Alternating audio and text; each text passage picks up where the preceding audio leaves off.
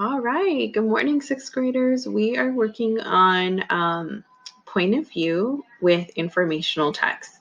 So in the previous days, we've talked about how author's purpose is conveyed through a passage. It's basically the reason why they are writing the passage. And we've also talked about their point of view, because usually in informational text, we're talking about opinion. We're talking about like a persuasive essay. They're trying to persuade you to think one way or another. And so a lot of times their point of view will be conveyed in the passage. So we're going to read just for the thrill of it, and we're going to find out what is the author's point of view of extreme sports, because that's what this passage is going to be about, extreme sports. So hopefully you'll hear and see words that jump out at you that tell you how the author feels about extreme sports. Because a lot of times authors will put in specific words that are clues, right? And they give us insight into how the author feels. Sometimes it's the words that they leave out that also send that message. Okay, so let's go ahead and read Just for the Thrill of It by Ken Moreno. And again, I'm only going to read this one time here on this video, but I'm hoping you will read it 2 or 3 more times to be practicing that 3-read protocol. Because remember, when we do our 3-read protocol, the first time we read it is just to get a basic understanding of the passage. The second time we read it is to really comprehend the passage. And the last time we read it is to find specific details to maybe answer questions or to really key in onto the passage.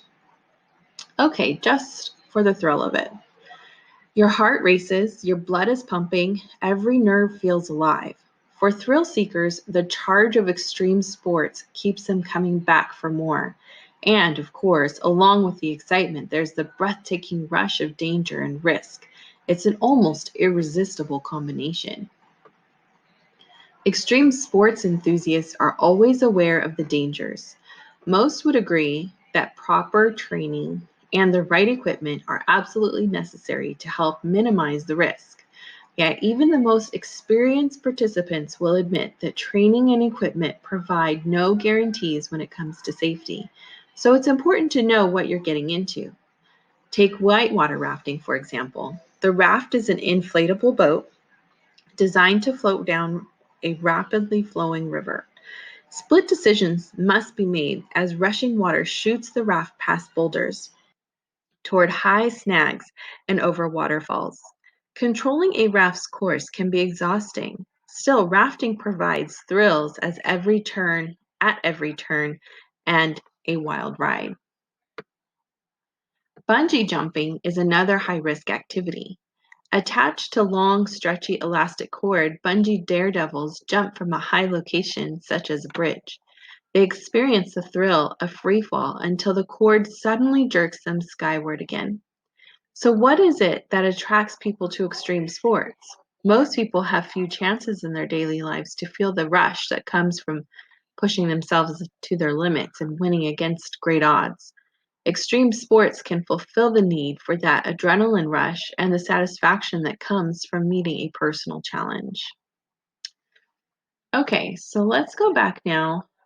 And first of all, I want us to kind of go through and circle any words that like jump out at us that tell us how the author feels about extreme sports.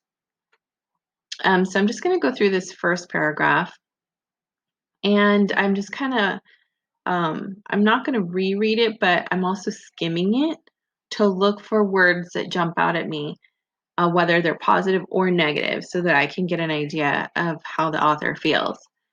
So I'm going to do the breathtaking rush of danger. Irresistible, I think is a good word. Let's see.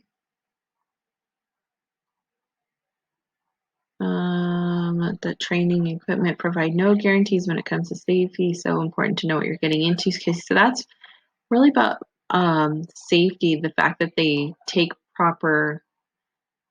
have proper training. So I think I'm just going to circle that. Okay, Okay, let's look at paragraph 3. Okay, so now he's talking about whitewater rafting. Let's see, split decisions have to be made. Controlling the raft. It can be exhausting, but still rafting provides thrills. So here's a good word here. At every turn and a wild ride. Okay, let's look at paragraph 4. Bungee jumping is another high-risk activity. Okay, attached to, they jump off the bridge. They experience, oh, here we go. They experience the thrill of the free fall until the cord suddenly jerks them skyward again. So he uses thrill a lot. Okay, last paragraph. So what is it that attracts people to extreme sports? Okay, so here's the word attract. So that's what he's specifically talking about here in this passage is why people do these sports, right? Let's see. They feel the rush that comes to them, pushing themselves to their limits. I think that's a good phrase here. Oops.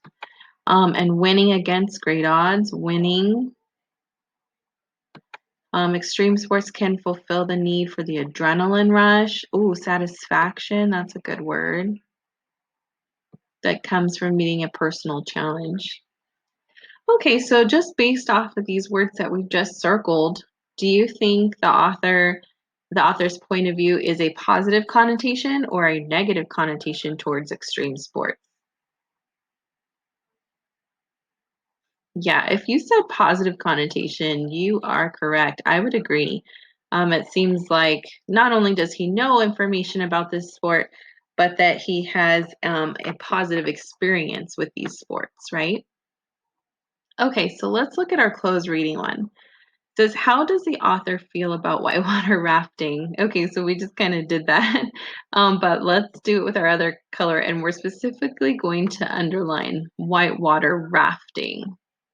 Underline a sentence that gives his opinion of this sport. Okay, so paragraph 3 is our whitewater rafting.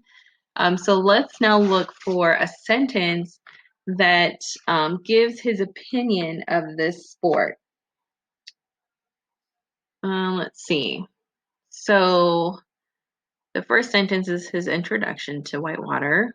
Let's see. Then he goes specifically on what you do during whitewater rafting and the dangers that can happen.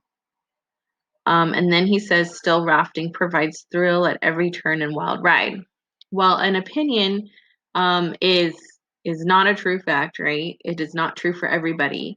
It is just an opinion. So the last sentence, I think, provides the opinion because not everyone thinks that whitewater rafting provides thrills at every turn. Some people may not like that. So that is why it is an opinion.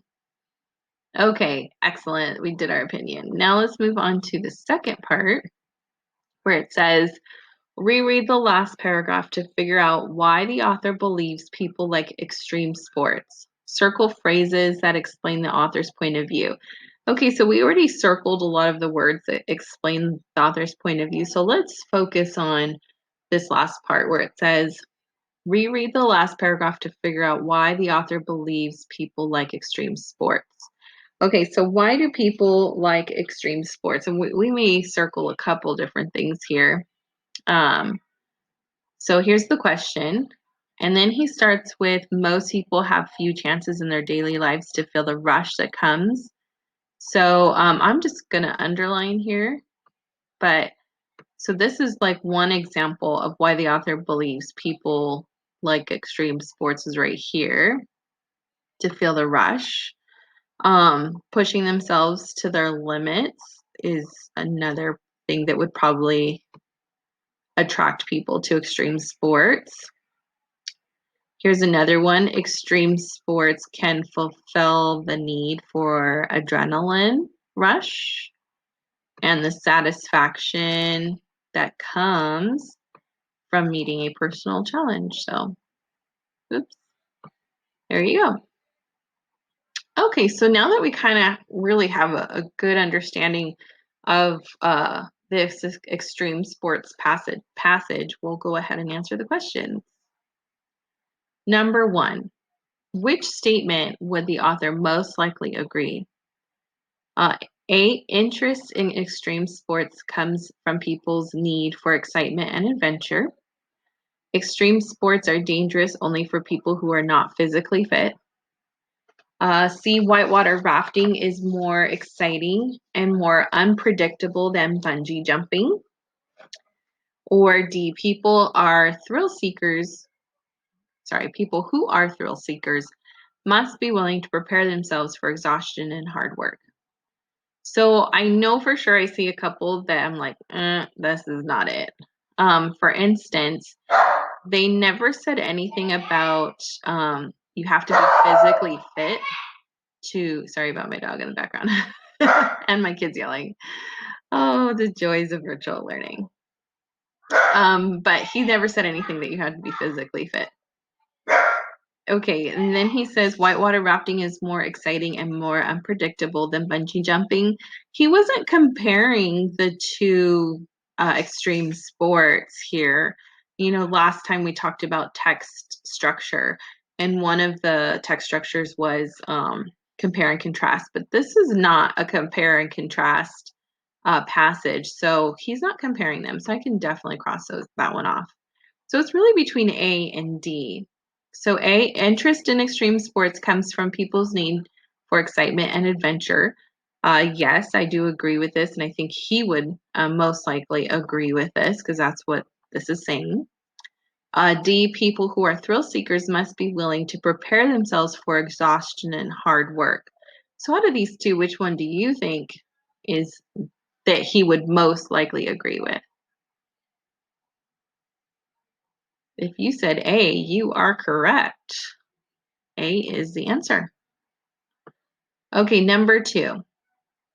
Which sentence from the essay best shows the author's point of view about whitewater rafting? Okay, so already we talked about that his point of view is a positive review, right? So he thinks about extreme sports in a very positive light.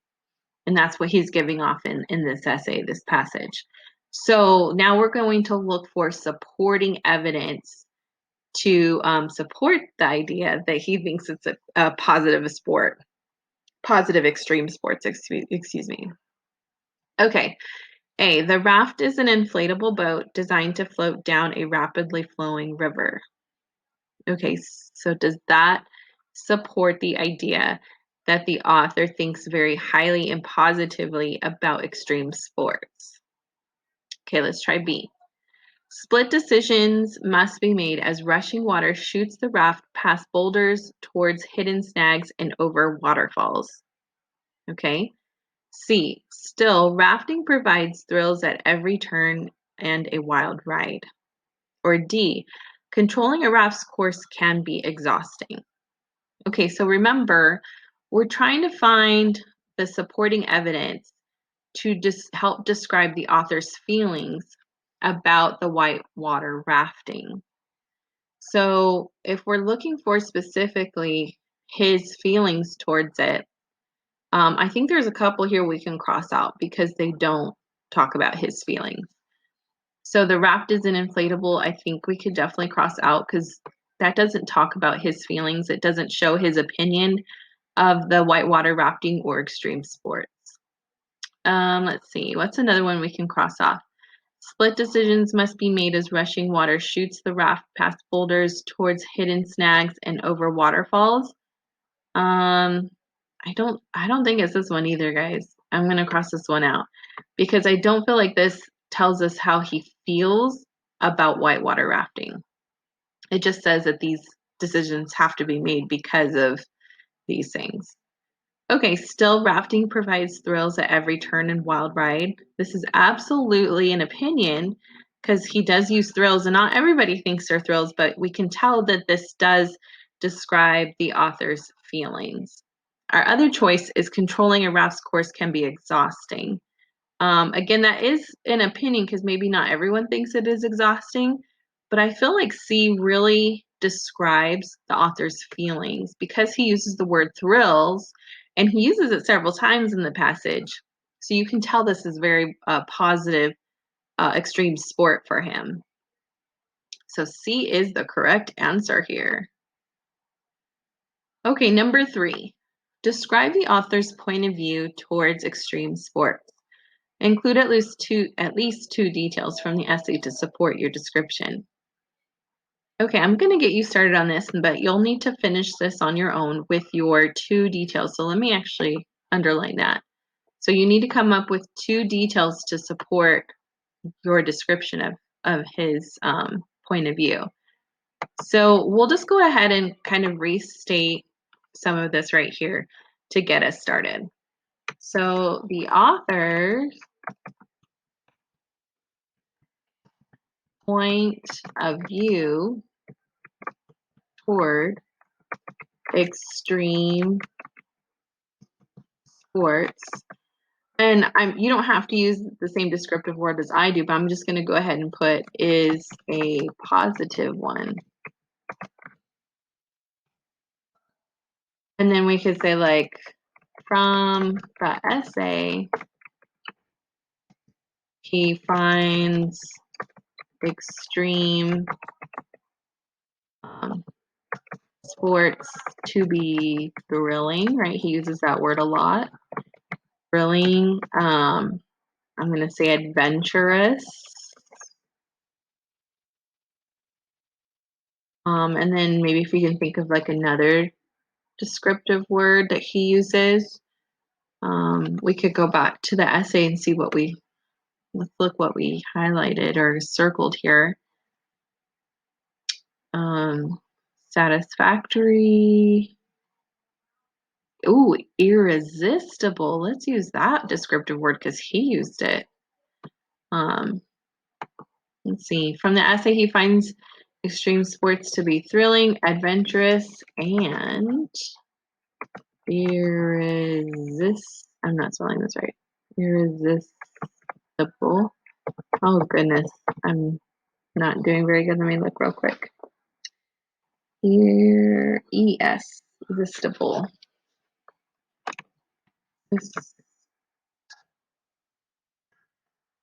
Irresistible.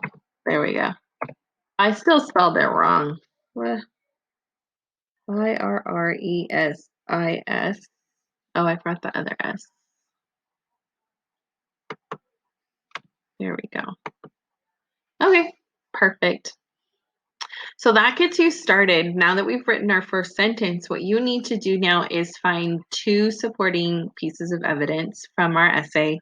And you're going to, if you want to, you can quote them using quotation marks, or you can paraphrase. So you can put into your own words what he said, and then type it into here to give an example. Okay? And hopefully that helps you. And of course, if you need any help, you come to my office hours and I will help you. All right, I will see you guys soon.